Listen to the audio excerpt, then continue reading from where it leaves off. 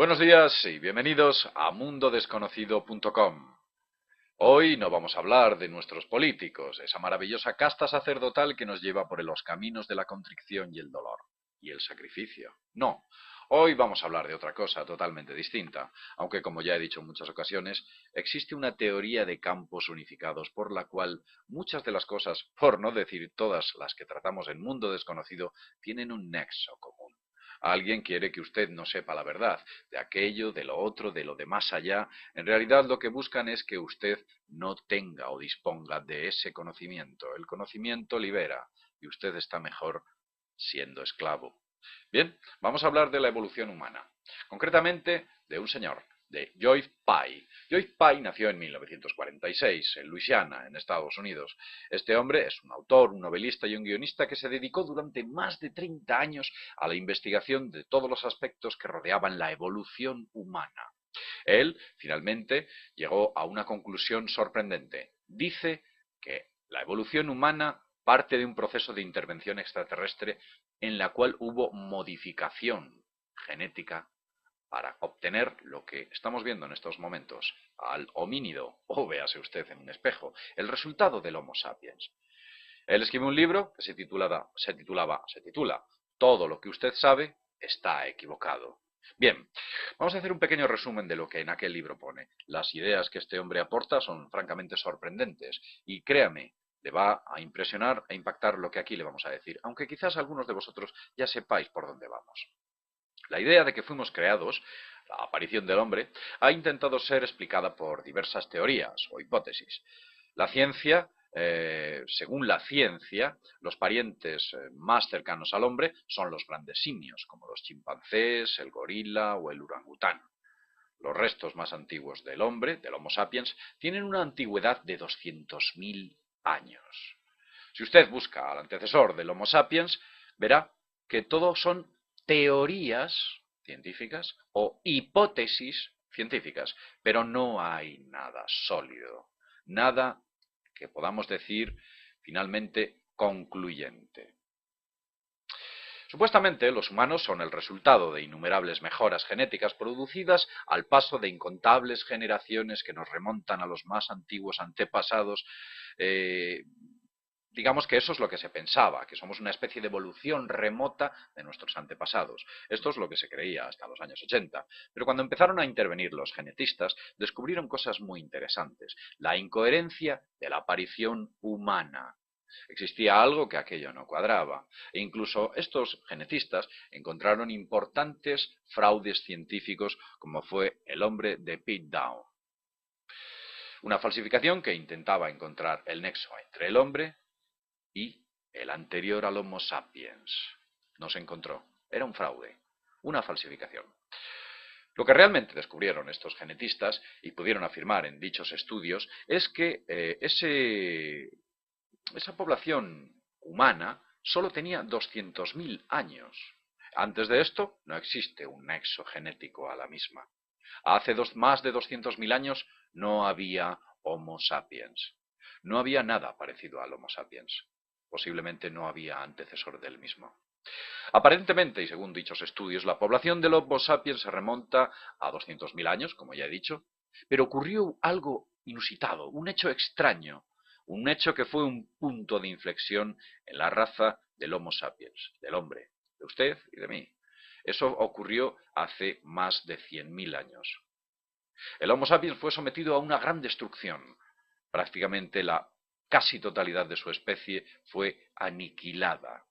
¿Qué es lo que ocurrió entonces? ¿Tal vez el diluvio universal? No obstante, una serie de estudios, de los cuales hoy voy a explicar y contaros, parecen demostrar que el humano no es terrestre, o por lo menos no es terrestre al 100%. Quizás fuimos traídos de otro sitio, parecido a la Tierra en nivel o en grado, o quizás hemos sido sometidos a una enorme manipulación genética. Vamos a hablar de todo esto. Y vamos a explicar por qué digo esto. ¿De dónde vienen estas diferencias? Todo en base a los estudios del señor Pye. Bien, veréis. Por ejemplo, y vamos a ir punto por punto. Los huesos. Los huesos de los hombres, del humano, de usted y de mí y de todos, son mucho más ligeros que los huesos de nuestros antecesores al hombre, incluso mucho más ligeros que los hombres que el hombre del Neandertal o que los huesos del resto de nuestros primates, por ejemplo, los simios tales como los chimpancés, los orangutanes o los gorilas. Nuestros huesos son mucho más livianos, más ligeros, menos densos. Cuando hablamos de los músculos humanos son significativamente más débiles a los músculos de los chimpancés, de los primates, de nuestros supuestos primos. Son muchísimo más débiles. 1 kilo de masa muscular humana es de 5 a 10 veces más débil que 1 kilo de la masa muscular de un chimpancé o de un orangután. Es una evolución en la cual nos volvemos débiles, algo sospechosamente incoherente. En cuanto a la piel humana está pésimamente adaptada a la luz solar que recibe de la Tierra. Pese a sufrir leves adaptaciones con la incidencia del Sol sobre la misma, estas adaptaciones son insuficientes. Cuando digo adaptaciones, pues cuando nos ponemos morenos. O incluso la raza negra, que parece que está mucho más adaptada al entorno solar que nosotros, también es insuficiente dicha adaptación para poder soportar los duros rayos solares de manera desnuda, si fuéramos desnudos. Nosotros no podríamos soportar la radiación solar a ningún nivel si fuéramos desnudos, incluida la raza negra. Cuando hablamos del pelo en el cuerpo nos encontramos una cosa curiosa. El resto de primates no necesita preocuparse por la exposición al sol. Ellos están cubiertos de pies a cabeza por pelo. Distintos patrones de pelo. Asimismo, el pelo en la espalda de los simios, en las espaldas, son mucho más densos. Cosa extraña, porque en el hombre la densidad de pelo en la espalda es mucho menor que en el pecho. El hombre tiene más pelo en el pecho que en la espalda. Es algo incoherente. Y sin embargo así es. ¿Cómo es posible ese tipo de evolución? ¿Hacia dónde? Es normal que ellos tengan más pelo en la espalda. La radiación solar se centra en la espalda y es donde más acusada es. Pero el hombre, ¿por qué tiene más pelo en el pecho? Una cosa extraña, incoherente. ¿A qué estamos hablando de evolución? ¿Qué tipo de evolución? Una cosa muy rara. Pero bueno, algo que ocurre también con respecto a este tipo de cuestiones es, por ejemplo, la grasa. Los humanos tienen 10 veces más grasa bajo su piel que el resto de los primates. 10 veces más grasa en la piel. Un primate herido por un instrumento cortante hace que se cicatrice mucho mejor que un hombre. Un hombre, cuando recibe un corte, ese proceso de cicatrización denominado contractura, que es cuando se unen las partes de la piel para que puedan cicatrizarse, es mucho más eficiente en los primates debido a su baja densidad la baja cantidad de grasa que tienen bajo su piel, que en el hombre. En el hombre la herida queda abierta debido a esa capa de grasa y es mucho más complicado que esa herida se cierre, se contracture. Lo que ocurre con nuestra cantidad de grasa debajo de la piel es que solamente sería eficiente si viviésemos o proveniésemos de un medio marino. Por contra, estamos en un medio aéreo. Aquí es ineficaz. Otra cosa que es incoherente en la evolución humana. Y algo también que ustedes seguramente estén pensando, y es el pelo en la cabeza. Todos los primates tienen pelo en la cabeza, pero crece hasta cierta longitud. Después se detiene. El pelo en la cabeza en el humano crece a tales longitudes que en un momento dado podría ser peligroso, incluso en una situación de riesgo para nuestros antecesores.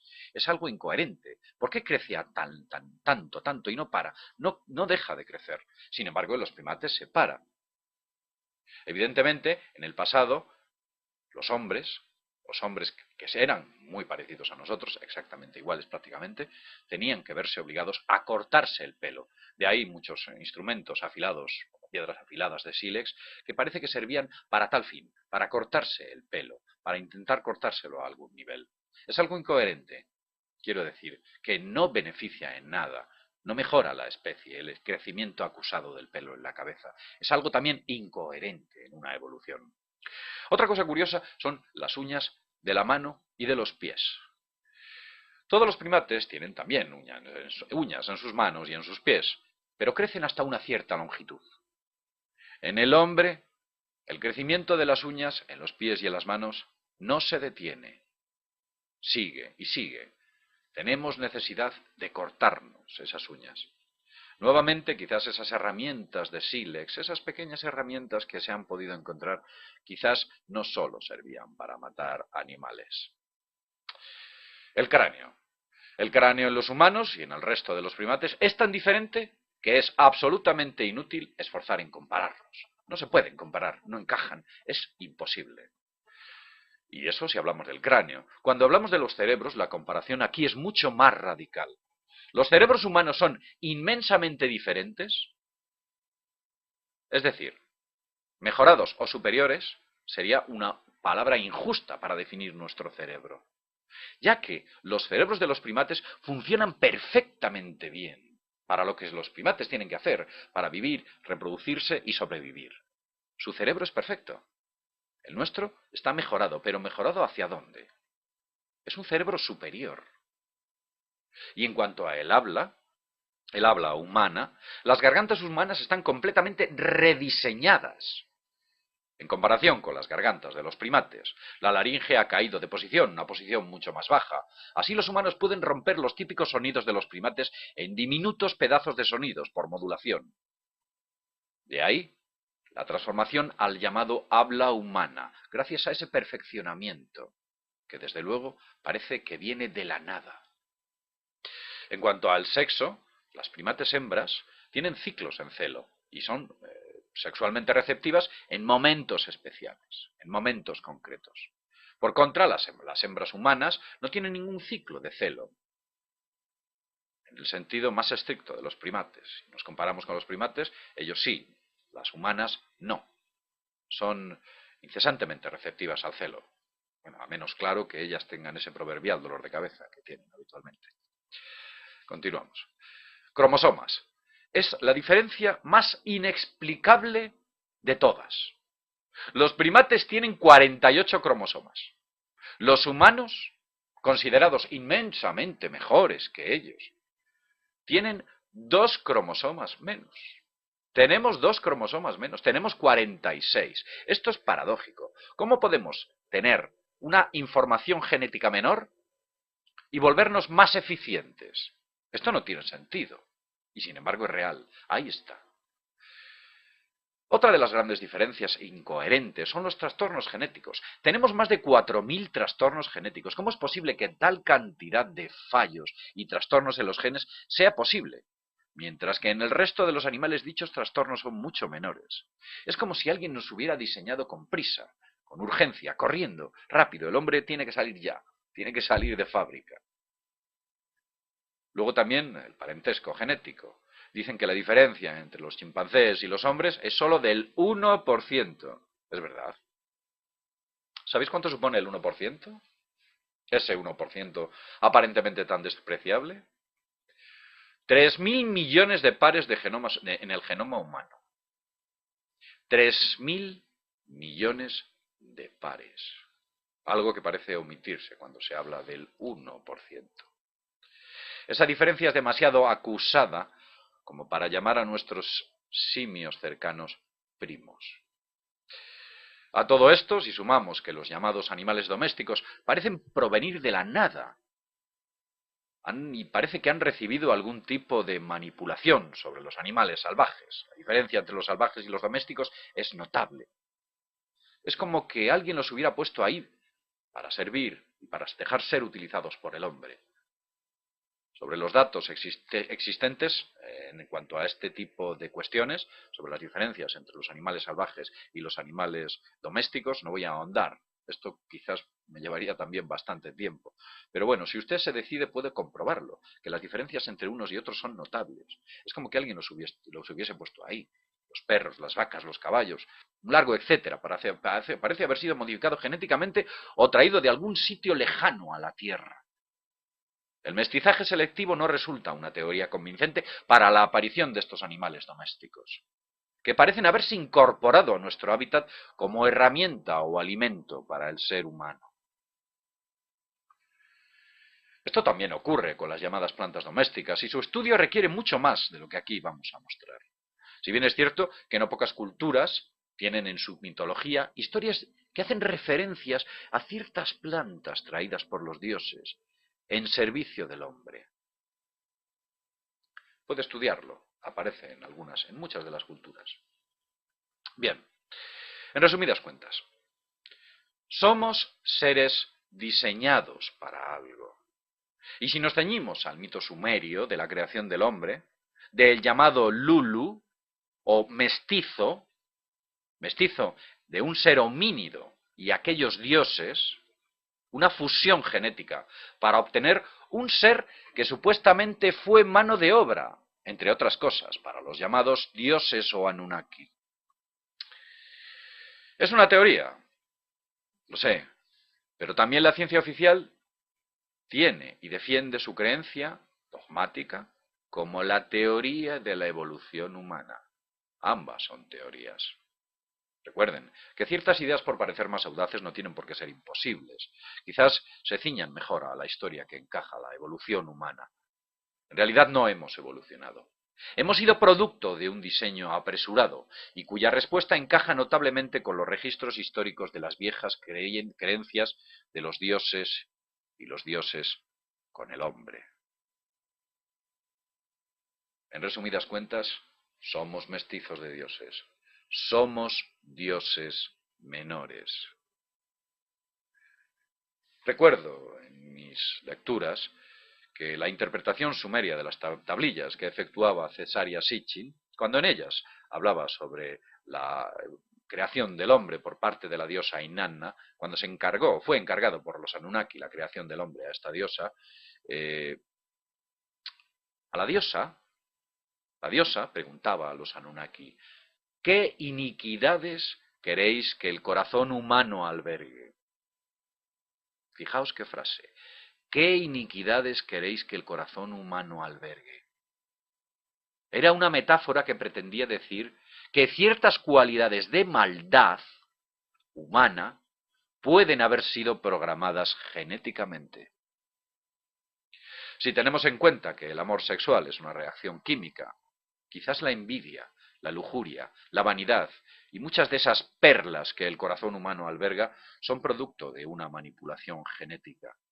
Esas iniquidades trabajan siempre en perjuicio de la evolución, la auténtica evolución espiritual humana, y por supuesto trabajan en beneficio a aquellos dioses. Iniquidades que representan un dique de contención para la exaltación de la espiritualidad y la divinidad humana. Piense en todo lo que hemos dicho. Tal vez el señor Pike no se equivoca. Y bien, dicho lo cual, sin más, desde Mundo Desconocido, nos vemos en el próximo programa. Hasta pronto.